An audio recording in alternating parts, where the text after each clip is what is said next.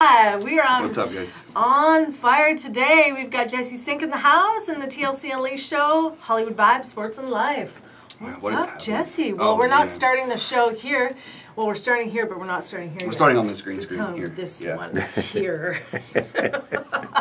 So what were you going to tell me? This is going to be a good show. So tell me. Oh man, so we'll just spit this out really quick before. Beep. Sorry, your time's up. Time's up. That's it. That's all you Is get. this going to embarrass me or you or both of us? No. Don't tell me anything. You know how things happen, like right before something good happens, and I've always said this, like there's this stuff hits you, and it makes me mad because like I'm actually at this point in my life, good things are happening. I'm like, cool, I'm gonna see it before it happens, and so I'm like, I've really been like almost driving myself crazy lately. Okay, so this happens, right? I'm like watching everything because I'm like, you know, things are gonna happen, right? Yeah.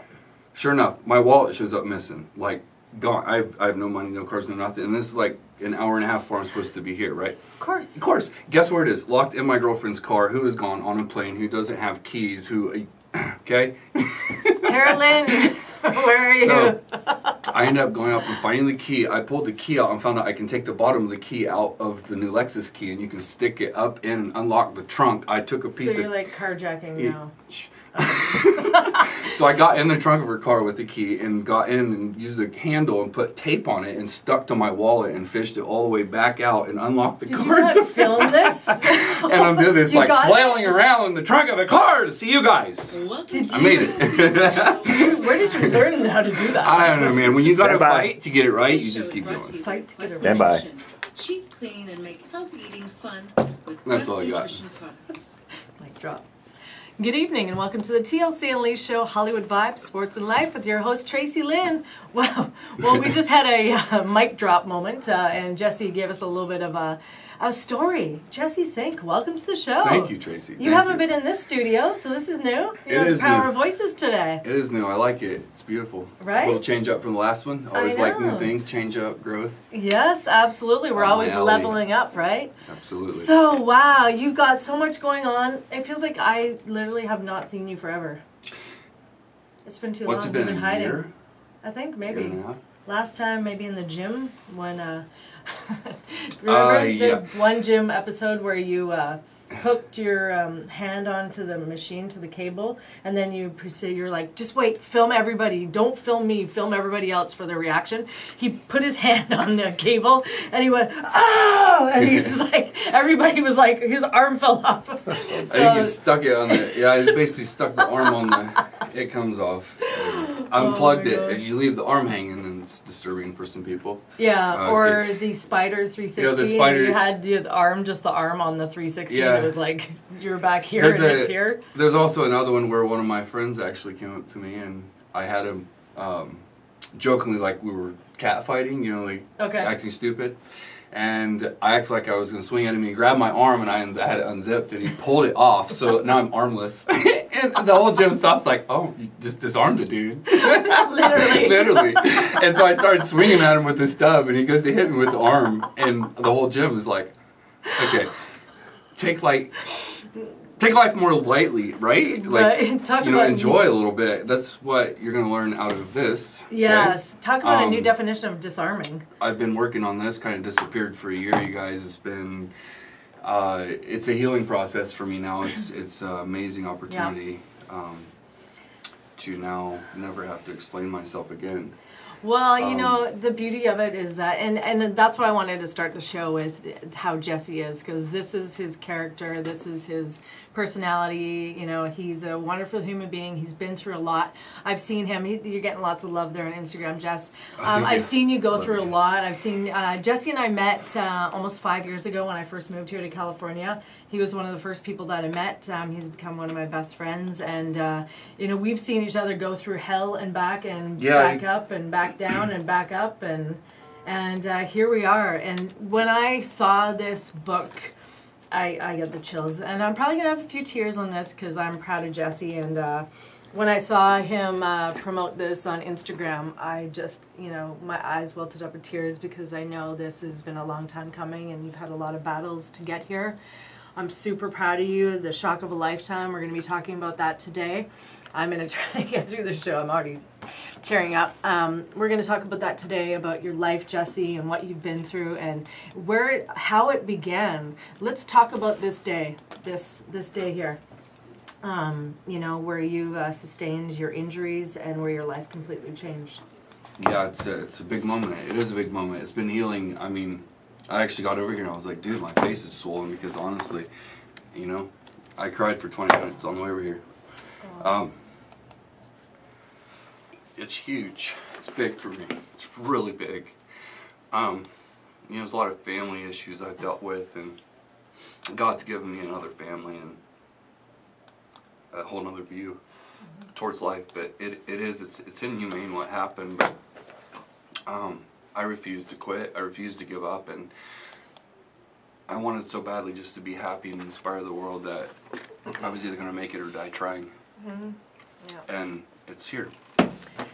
I want to tell you just from me, and I know the love that you have out there in the world and people seeing your story, and they don't even know half of it. And I know they're going to soon find out because this book is going to unveil the truth and, and what's happened. And, I still, some days I just cannot believe how your tenacious attitude just keeps fighting and keeps going through this world and life gets tough and tougher, and I've seen you go through absolute just despairment and discouragement. Yeah, and I was laughing. And still, I know I was laughing on the way over here. It's tears of happiness, and mm-hmm. People are like, yeah, I'm a grown man, but you know what? Grown men cry. Yes. Grown men.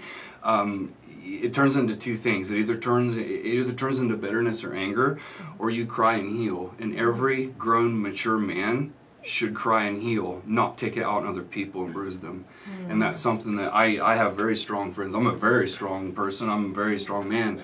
I know when to, buckle up and suck it up, but there's also a point when you just gotta cry, dude. It just hurts so bad that I'm not gonna go beat someone up. I'm not gonna go take it out on someone else because it's their fault. I'm going to actually cry about it. I'm going to feel that pain and get through it and learn from it and let me make me stronger and keep going.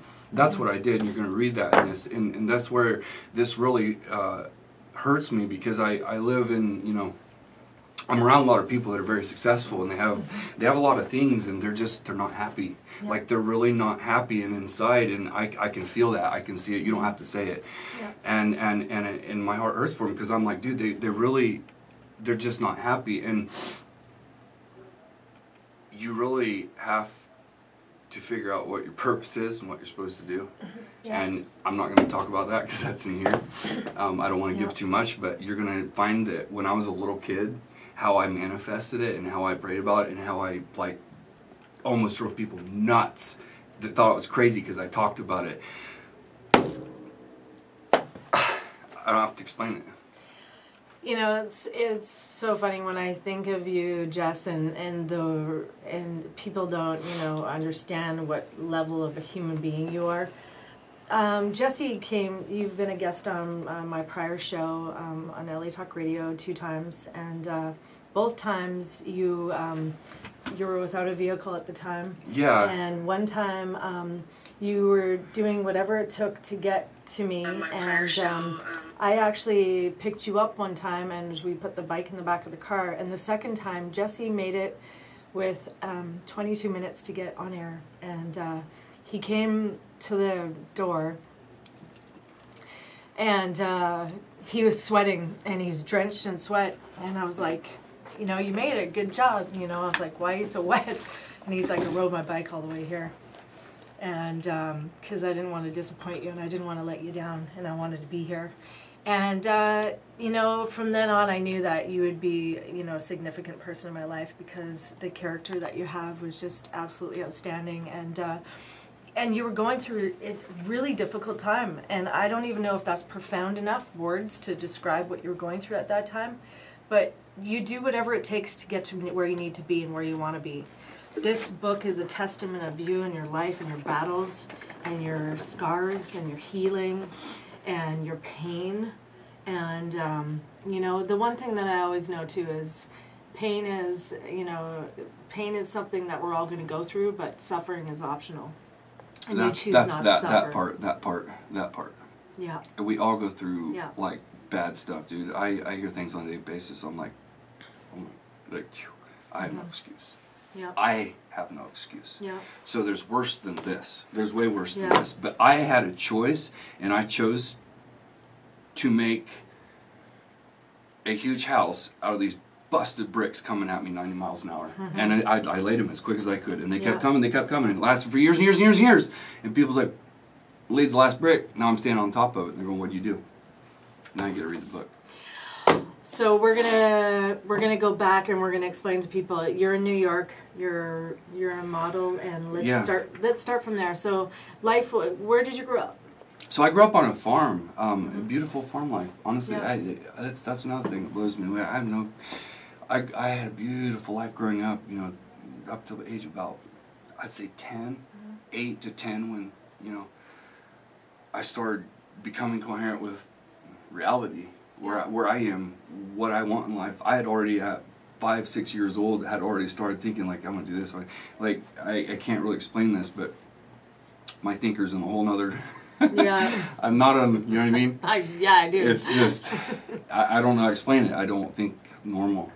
Yeah. And the whole time growing up, I mean, I would spend hours just thinking of like, how am I going to do this? What am I going to do? When I get this age, how am I going to do that? And I would think about it and dream about it and pray about it and like almost like drive people nuts. And like when I was out, like, you're going to read in the part when I had blood coming out my hands and my knees because I was actually weeding on my 4th job. And I told myself, I was like, this isn't going to keep happening. I'll get it. And it's so worth it. So worth it. Yeah, I mean, growing up on a farm is obviously one of the most beautiful things I could have because it was perfect for getting me constructed for street smarts. Mm-hmm. We lack a lot of that. Strong as well. And being strong, like throwing hay bales for 4 years at age 7 to 12 years old. So I was doing things that honestly, that built me and gave me, intensity, and I thank my dad for that. I thank my dad for all of that. I wouldn't be where I am if it wasn't for my dad and mom. And I owe them everything I do, and I don't know how to explain it, and I know I made bad decisions, but the beautiful part is I forgave this force. Mm-hmm. And I know that anything can be forgiven if you mean it. Mm-hmm. So, I've made bad decisions, I've done that, but I did my time. And that's something that you're going to see reading this is, it's a miserable journey. Like I read it, I'm like, oh my God, this guy, I gotta, honestly, I kind of want to meet this guy. I'm not sure who he is yet. It's amazing, right? But it's a journey where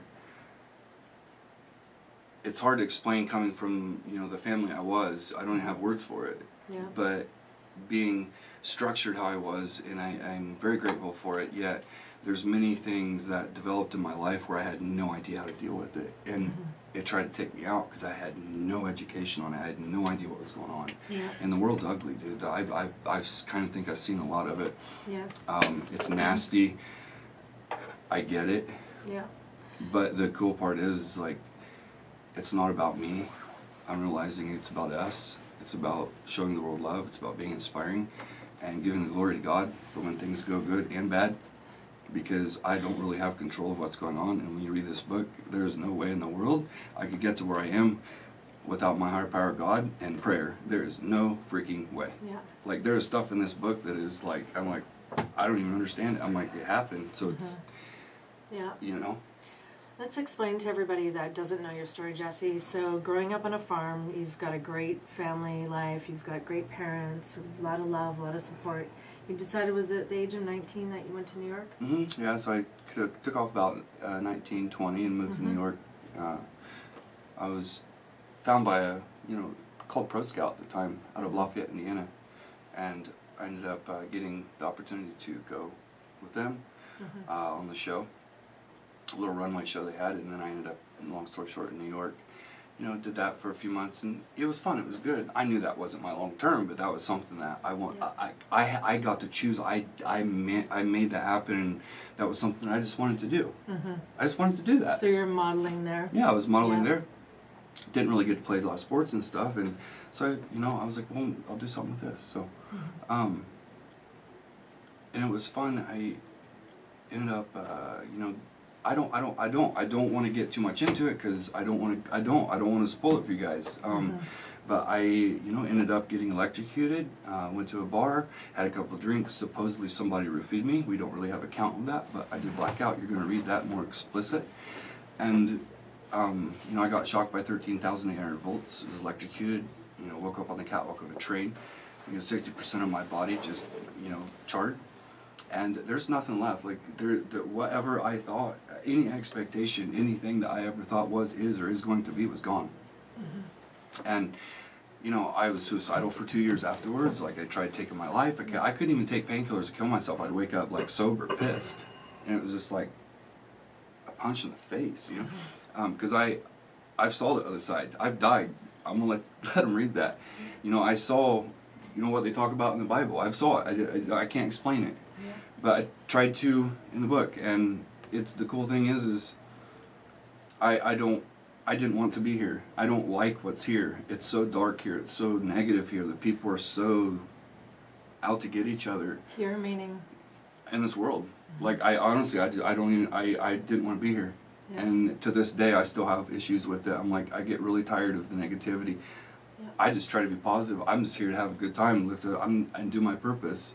And this is where it's, you know, it's a daily journey for me just to deal with what I deal with people around me. Yeah. You know, if you didn't care and you don't give a rip, you could go buy a house and chill out and just, you know, live under a bushel. But what a waste. Yeah. What a waste. Absolutely. Living in the box life, as I call it. What a waste. Yeah. What is your purpose, Jess? To inspire, to motivate the world. You have difficulties that are going to come. There's different levels of these difficulties. People are going to read this book and they're going to be motivated to understand how to deal with pain when it comes, let you make it stronger. There's going to be times in your life where, you know, there's certain lessons we have to learn. I can't tell you what they are. One for me, maybe one was patience, maybe one was like healing, maybe one was anger, maybe one was this morning staying patient while I dug my wallet out of a car Lexus with, you know, right? You should have told me. You never know what you're supposed to learn at that moment, but if you don't learn it, it's going to keep happening, and it could take a minute or the rest of your entire life. That's the beautiful, scary part. Yeah. So people are like, well, how'd he get there? Learn your lessons. Learn what you're supposed to learn in life. Yeah. If you're just going in life ripping people off, like tearing people apart, trying to be famous, trying to get to the top, good luck.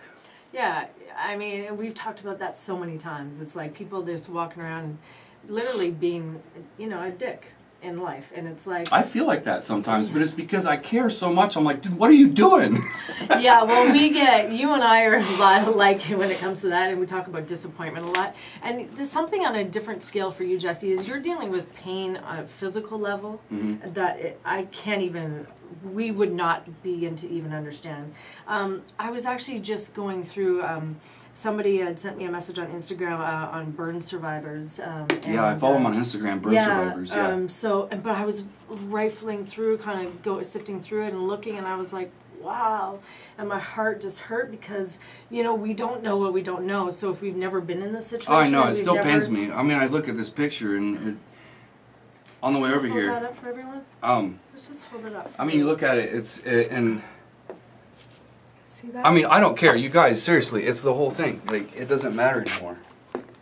Like, you know, it's like, it's healed, it's done. And you look at it, and it's like, once the pain's over with, now you have a piece of glass that was worth $10 that's cracked, shattered, tore apart. Man, we taped it back together. Now it's worth $15 billion. Do you understand what I'm telling you? Yeah. This is like what people need to understand. Like, just because you've been ran through the ringer, you've been tore apart, you can take everything from me. You can take my money, you can take it all. You're not going to take a smile off my face, and you're not going to kill me.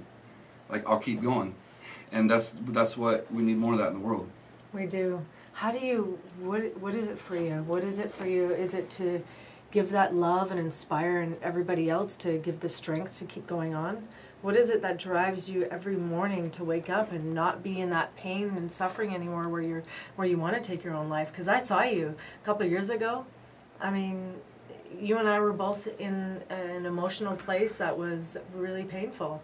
I was going through, you know, my divorce and things like that, and you were going through And both of us, we're always, and that's the thing about us too. We're always the most fun, loving, and caring, and giving to everybody else, and no one would ever know that secret, silent suffering that we were going through. And I remember us talking one night and saying, you know what, I wish I would just die.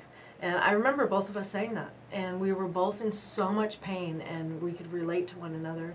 So what drives you to keep living, keep fighting? It's kind of hard to answer that, but I have a lot of guardian angels. I have a lot of people praying for me. I do, Yeah. and I know that helps. Like, and I'm not a religious crazy person, but I do believe in the power of prayer. Yeah. It's 110%. You do pray yourself? Oh yeah, all the time. Yeah. I wouldn't be alive if it wasn't for it. And my higher power is God, and I believe in my higher power, and I'm connected with it, and rest is history. Mm-hmm. It must have been hard and difficult, not only what you were going through as the challenges of healing and going through the surgeries. And how many prosthetic arms did you go through in the last couple of years? I went through probably 6 or 7 arms, and I was with Hanger Prosthetic, and they got so frustrated with me because I was always breaking the arm, and these are expensive. These are $60,000, $70,000 arms, and I'm always breaking them. He goes, dude, you can't do this. I said, look at me. I said, if I don't go to the gym and work out, I'm going to be on drugs and painkillers and kill myself on the couch. I need this. This is therapeutic. Please help me get this arm fixed. Like, I was begging them. Yeah, I remember. I cried to them. Yeah. Because I can't sit on the couch. I have to do something. And people think PST is a joke, and it's not. And I've worked through it, but the scars and the pain will always be there. You can see it. But it doesn't matter. It's gone. But it's real. And it's like, it sucks when people come to you and like, in the first 3 months they have like 10 legs, and like I just couldn't get an arm to work out, and they even called me not disabled because I was working out. I'm like, I don't think I'm disabled, but you, society, deemed me disabled. Yeah. I I went to the driver's license, the DMV in the state of California, and I got my driving test here, and I drove fine. I drift cars, dude. I do everything. I grew up doing that. I do it with one arm. I'm gonna post videos on it. It doesn't matter. The point being, she looked at me, she goes, it's a little weird for you to turn, so I'm going to put a W on you, and you're going to have a steering knob. And I said, wow. You literally deemed me disabled. Dadgummit, you. I was so upset. I looked at the old lady, and I was so mad. I started shaking. I was like, fine, give me a steering knob. I'm not putting it on my cart. I was like, you just basically put me down a notch. And so I went back into my doctor, and I said, if they're going to deem me a W on my driver's license, you're going to give me a placard, and I'm not paying parking tickets. And now I don't pay parking tickets, and I have a placard. And I'm not handicapped, but it's just frustrating because the world does that to you. They deem you, they want you down, and I'm not there. Yeah. And it's funny because it frustrated me so bad. I'm like, dude, I passed my test. I about took grandma out for a drive and took her 180 miles an hour around the corner and say, do I still need a steering knob, honey? But that's not going to work, you know what I'm saying? Yeah. So it frustrated me. So, people get upset at me. They're like, you're not disabled. You have a handicap placard. I'm like, go talk to the DMV. I didn't do it. Yeah. No, I know. And people are very...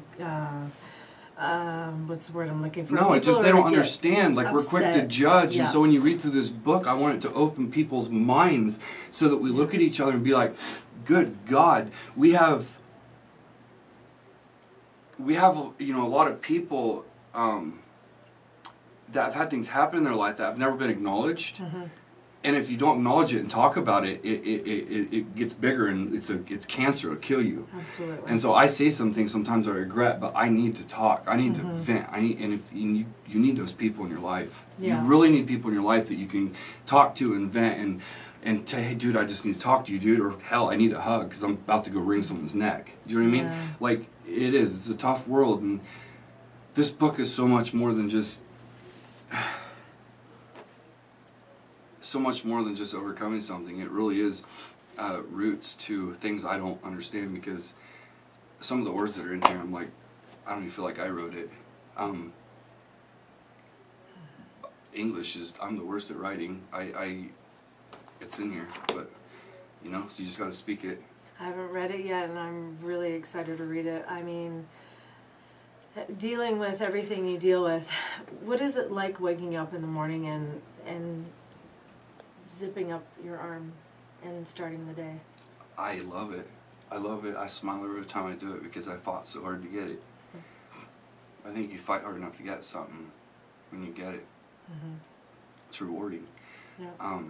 It kind of sickens me to people that have everything given to them. Yeah. It's fine, but I feel like we do need to work for some things. One thing that bugged me is when Trump goes, you know, a small loan of $1 million. And most of America's going to go, really? Well, hold on. Here's the problem. Because you can't work in trillions and trillions and make accounts like that and think in $100, okay? Yeah.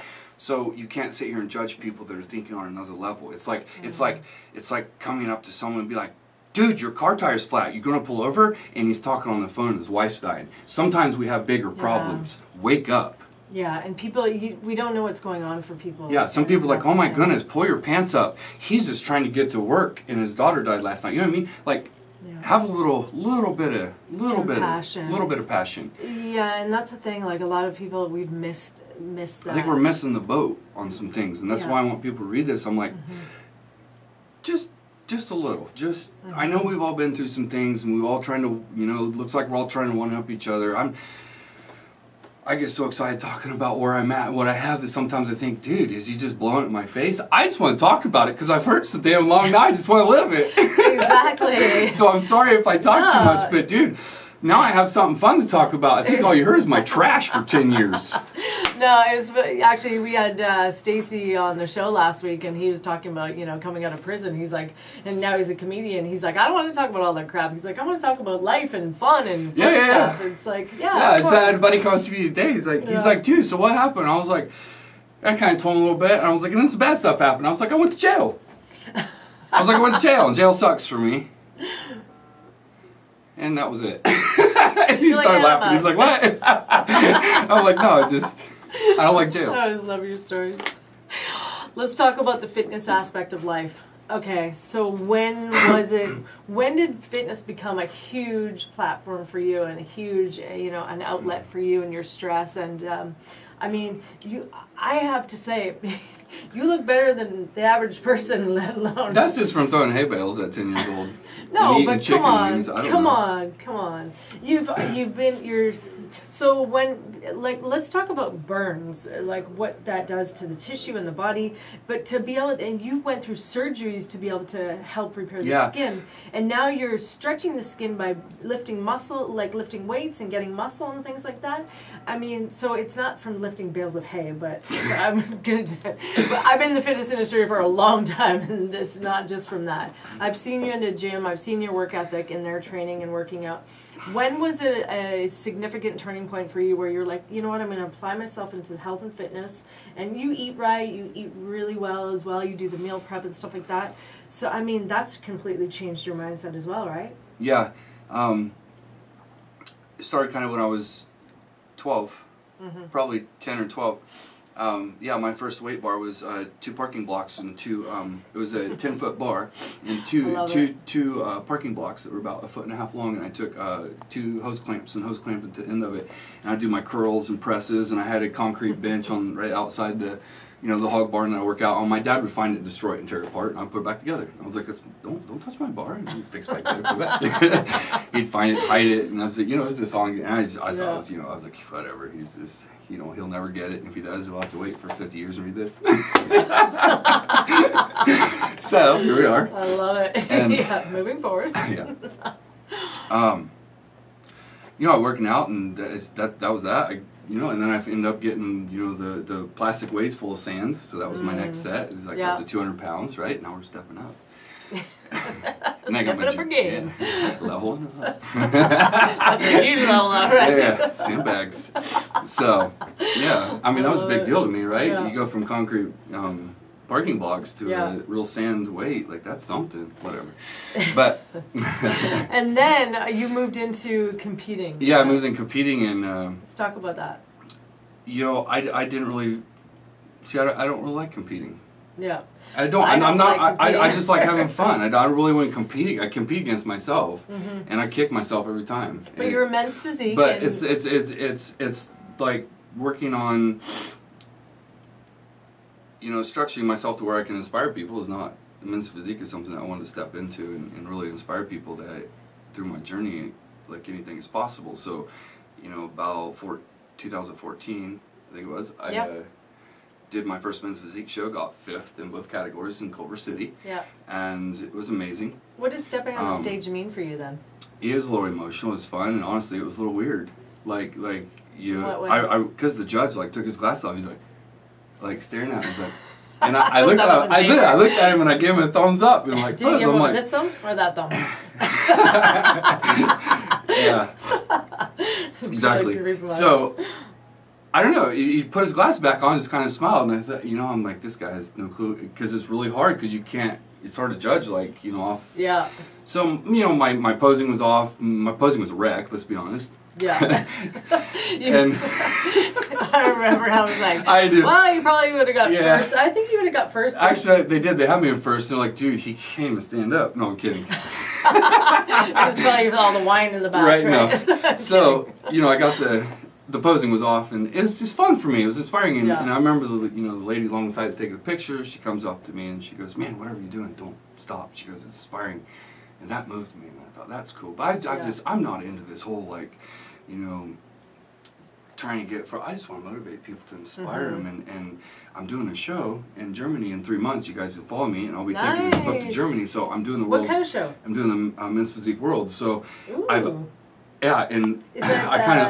I'm a far cry from where I want to be right now physically, but I did this because I want to step my game up after going through all what I've been through in the past, and my diet's been off, trying to get through this fight and get my book done. Now I want to focus on the diet. Now I want to tune my body and really I want to give back to my body. I want to respect it. It's done a lot for me, and I want to see what we can do with it. So what does it mean for you to do the Worlds then? So tell us why you're doing that. For one, I always wanted to go drive on the Autobahn in Germany. Number 2, I'm almost half German. 3. Almost half German? Okay. I don't know what that means, but he's almost half German. But I'm like, hey. What's the almost other half? I don't know. He's like a half of something, but not. But he got that German in there. I like it. It works well with it works well when you go to Germany. Yeah, I need to go over there, and the Autobahn's over there. So I want to go over there and drive fast because I like doing that, and I can't do that here in America. So honestly, this is the reason. I want to go over there and do a show, and I want to move my book over there and help promote it. So it's 2 birds in 1 stone, and it's amazing. Like I want to go do this, and me and Terrellyn's going to go over there and do a show together, and it's going to help us both just to heal and stay busy and inspire others, and let the past time heals things. Let the past it'll all get better with time. How, going through a lot of the stuff that you've been through and in your journey and the PTS, I don't like to call it PTSD because it's not a disorder in my mind. I've educated myself on this, and I agree. It's just what it's called, but it's post-traumatic stress. I don't think it's a disorder because honestly, I'm getting through most of it, and I will tell you right now on air, I will clear it. I will get clear out of it, and you will see me completely gone from it. I am not away from it. I have some work to do yet. It still comes back, but it's dissipating, and I fight it every day. And it takes a lot of meditation, prayer, like holistic healing. There's a lot of energy work. There's a lot of things, prayer, like you really got to have that balance, your balance, mind, body, soul. You really need to balance your triangle and really keep yourself, you need 20/20 vision, and it's tough. It's tough. I don't have it figured out, but I will get through it. You're getting there. You definitely stepped up. Are we good to talk about medications? Yeah. Oh, yeah. It's all in the book, too. Okay. So, I've been by your side through some stuff. I've seen it. Seen the struggle. It's definitely real. Let's talk about how you got through the drinking and the medications and the pills and things like that. Man, that's a scary subject because there's so many of us have been hurt by it. Yeah. And I'm really good at hiding it.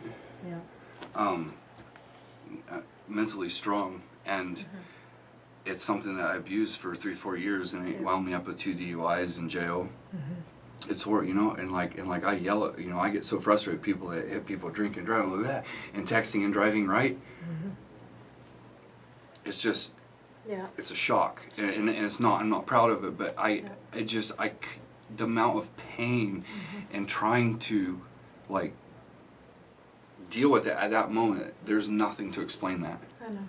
And this isn't about the shame part No, of it. it's not. I'm not shameful at all. I'm not. This is about sharing with people how to get through that, because I remember, I mean, there was days when you'd be driving and I mean, and it was just like, you know, tough to see as your friend and, you know, really wanting to help you. But myself going through it years ago, you know, the struggle with addictions, and, you know, I struggled for years and years and years, and I knew it, and I saw the signs. I'm also a drug and alcohol addictions counselor. So being your friend, watching you in that pain and that struggle, you know, it was very hard. But I want to share with people how you overcame that, how you got through that, how you weaned yourself off, you got better, and you know, you took the alcohol out, you were being more responsible, and the pain pills, because the pain meds, you're in pain not only physically, mentally, emotionally, and spiritually. You're completely bankrupt. Mm-hmm. How did you get through that? How did you overcome that? A lot of people around me that loved me, that honestly, this is the honest truth, I knew I had to have people beside me that truly cared about me. And you read, I have a team, like I have people, you know, I have Julie Luke, I have Stephen Murray Bauman, I'll name them, I don't care. Like, they give me a place to sleep, they cared about me in my crap. You know, like, there's times where I would be at home and, like, they had high expectations for me. And, like, if I didn't cut my hair a certain way, or I didn't have my shirt on, and I was just trying to pay my damn food bill, I got kicked out of my house, and I didn't really understand that. So I went and lived in a basement, in my friend's basement. They let me live there for free, and, you know, it was a little cold and dungy, but I didn't care. It was a place where I could lay my head and sleep, and I didn't want to be around people. So I grew my hair out to keep people away from me, because I didn't want to be in a relationship. So I actually grew my hair out. So I felt a little uglier, because I didn't want people to date me, and I didn't want to be around anyone. And I remember a girl coming up to me, she goes, "You're really handsome." She goes, "You probably have a girlfriend if you cut your hair." I said, "Yeah, that's the fucking point." You're like, "Hey, it's working." Right?